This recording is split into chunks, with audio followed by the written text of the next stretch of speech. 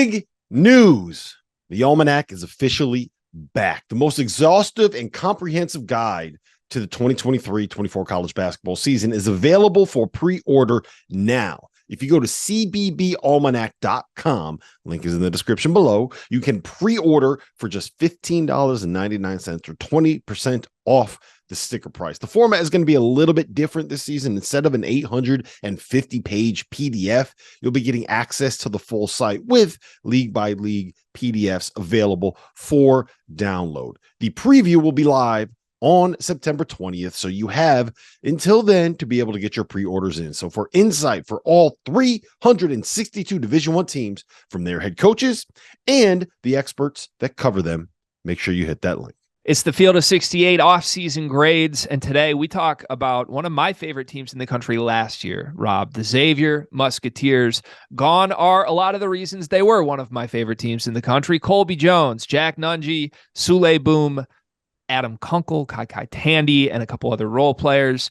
Expected to return, Zach Freemantle, one of the guys who is now the face of the I can't believe he's still playing college basketball movement, Desmond Claude, Cam Kraft, and Jerome Hunter, although there are questions about how much or if Jerome Hunter will be available this season. And a lot of new faces as well. Pretty good recruiting class here with Trey Green, Dalen Swain, Reed Ducharme, Kachi NJ. I definitely botched how you say it, NJ. Quincy Oliveri and Davion McKnight, two big-time scorers at Rice and Western Kentucky, respectively, are in. You would assume that those guys have a big opportunity here in a pretty depleted Xavier starting lineup, along with Abu Usman, who averaged 11 at North Texas last year. Rob, don't know if people know this that are watching at home. Sean Miller is a friend of the program here at the Field of 68. You have talked extensively with Sean on and off this offseason. How should Xavier fans be feeling about their Musketeers? First and foremost, he told me that he was going to go down the water slide of the Bahamas and take a picture, and that did not come to fruition. So a lot of doubts on whether or not he's going to be able to live up to the expectation and the promises that he makes heading into a season. So that's a big red flag for me. With Sean Miller and the Xavier Musketeers. But the big thing is I think they brought in good players, right? I think Davion McKnight, like he's a bucket getter, right? Like he's a really good player. He's played at a high level. I think Quincy Oliveri has been a really good player. Remember, both those guys transferred in from the same conference that Sule Boom transferred in from. Both of them were Conference USA guys. Same with Abu Usman. I think that I don't think that was a coincidence. They went out and got some guys that were really good in Conference USA. I think that what happened, though, is the level of skill that they lost is something that is going to be so just impossible to overcome, right? Like Colby Jones is an NBA player. I think Sule Boom was maybe the best scoring guard in the Big East last year when it comes to being able to go get your own bucket, right?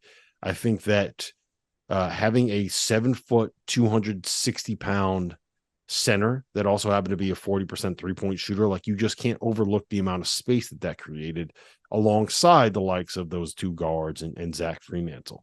And I think that the reason why Xavier was as good as they were last year was because they had enough offensive firepower to make up for the fact that they couldn't stop anybody, right? They got better defensively as the year went along, but like they couldn't stop anybody for a while, and it just didn't matter. You score 85 against them, they're going to put up 90.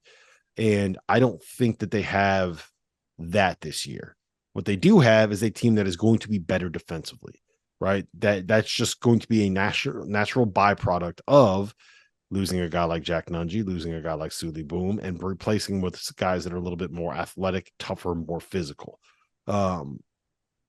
So my biggest question, there's two questions that I have with this group. First and foremost is going to be the adjustment of Quincy Oliveri and Davion McKnight. Now, I would expect them both to be above average starters in the Big East. I don't know if you can count on them being as good as Sule Boom was, because there's not a lot of players in America that were as good as Sule Boom was last season. We had him as a third-team All-American. You can't just sit here and blanket say these guys are going to be third-team All-American good, right?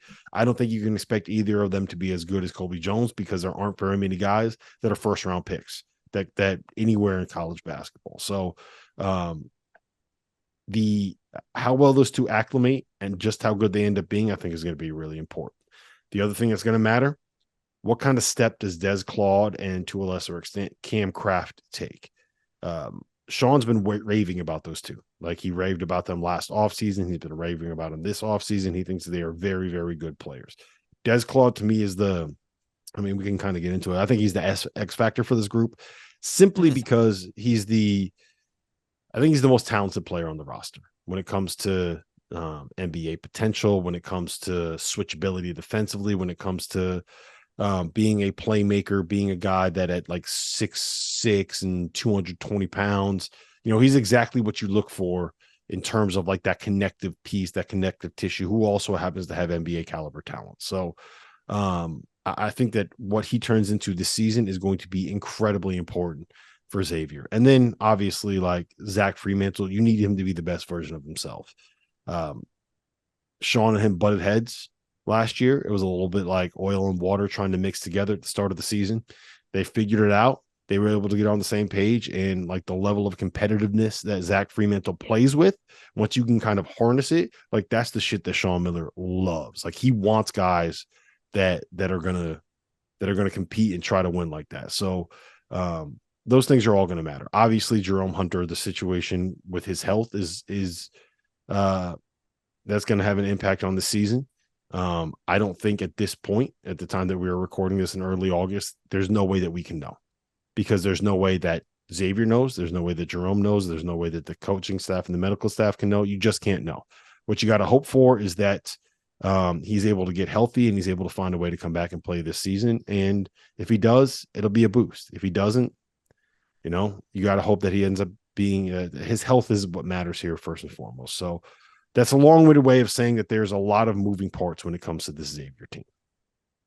Yeah, I'm more curious about this team than I think any other team in the Big East, because I feel like a lot of the rosters, you kind of know what you're getting. I don't feel like I know what I'm getting with Xavier. I don't feel like I know what I'm getting from Des Claude. I like on paper who he is. I thought he had some really great moments, especially in the final month of last season, where he went from, not really playing a ton early to, okay, now he's an every game guy to, oh, he scored 11 points in like 4 of their final 7 games.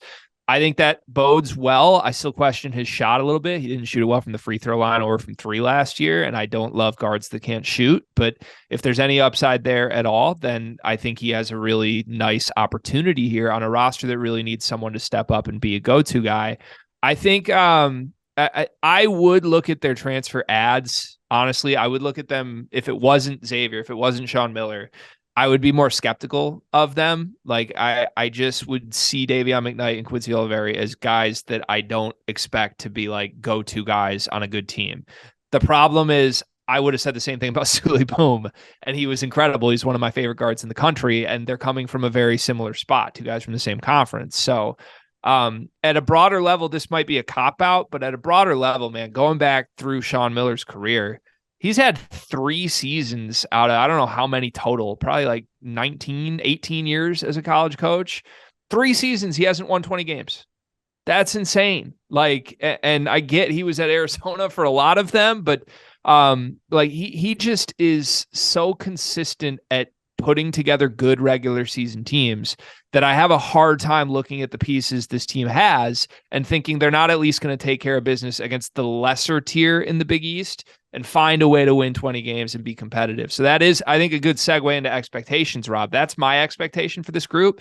Like be a 21, 22 win team, a no-brainer NCAA tournament team. Maybe it gets a little bubbly in February, but ultimately they win enough games and you see what they can do in March. What's yours?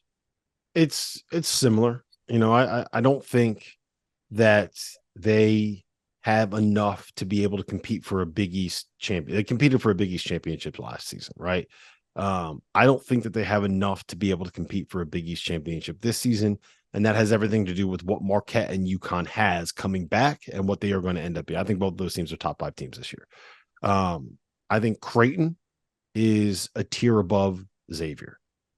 And once you get past that, I don't think that there's anybody that you can look at it and definitively say, I like them more than what Xavier can be if everything works out for Xavier, right?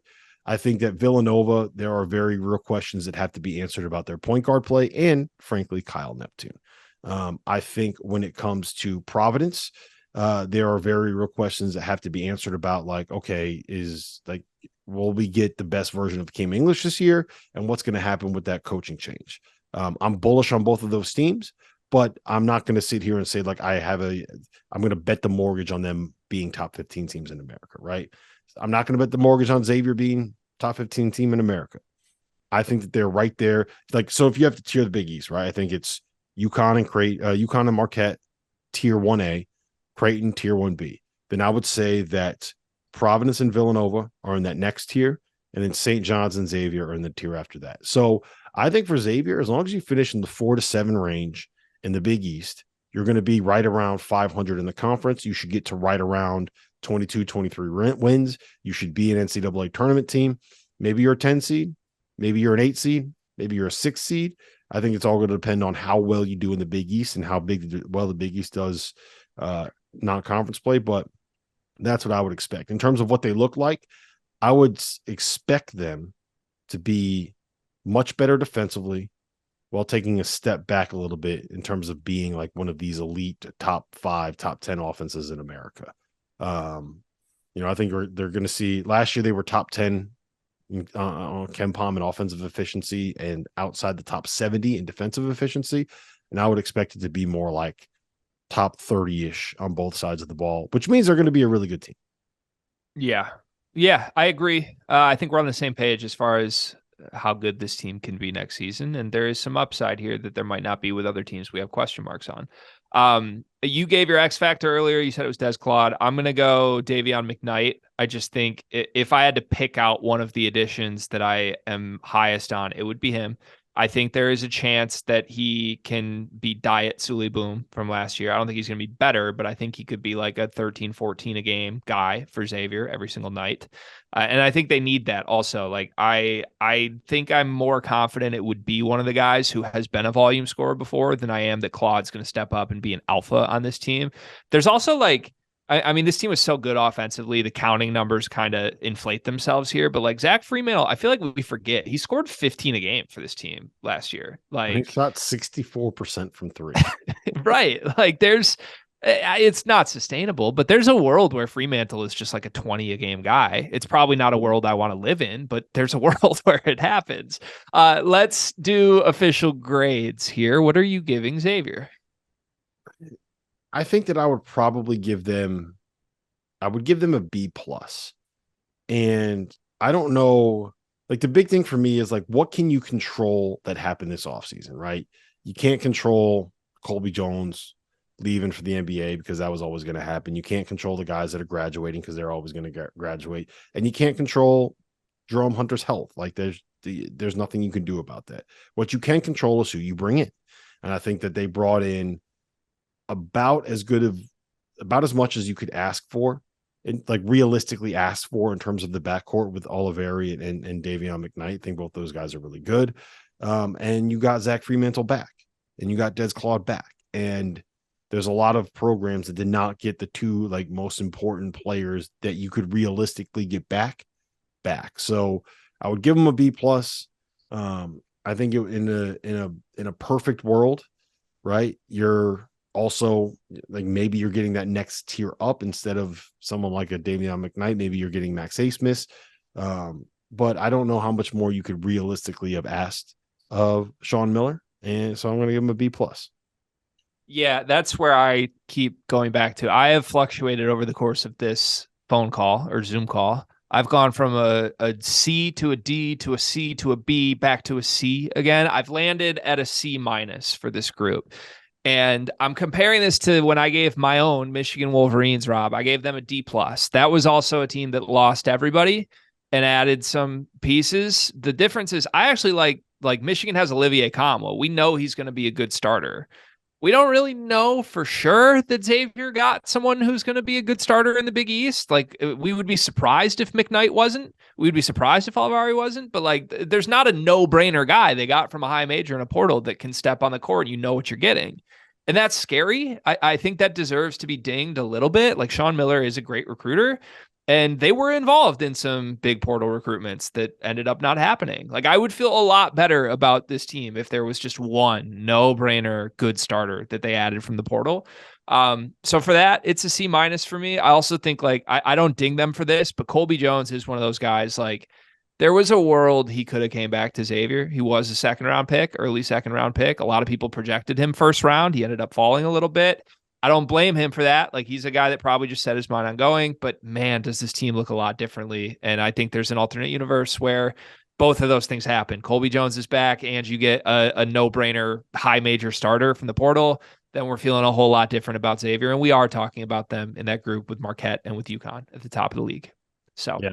All right. For Rob Doster, I'm really glad you said, by the way, that Colby Jones wasn't a first round pick because I had it locked in my head that he was the 25th pick of the draft, and that's not true. He went 34th. I don't know where I got that from. Yeah, I saw you smirk when I said that. You were Googling it to correct me immediately. It is no. I was Googling to be like, wow, am I that wrong? I legitimately would have bet my mortgage on him being the 25th pick to Memphis, and I think that's because every time I did a mock, I put him at 25th in the mock. So hey, look, you know what? Hey. That's August for you, baby. This is what you get when it's August in college basketball season. We call that almanac brain here. You've been spending too much time on the phones, Rob.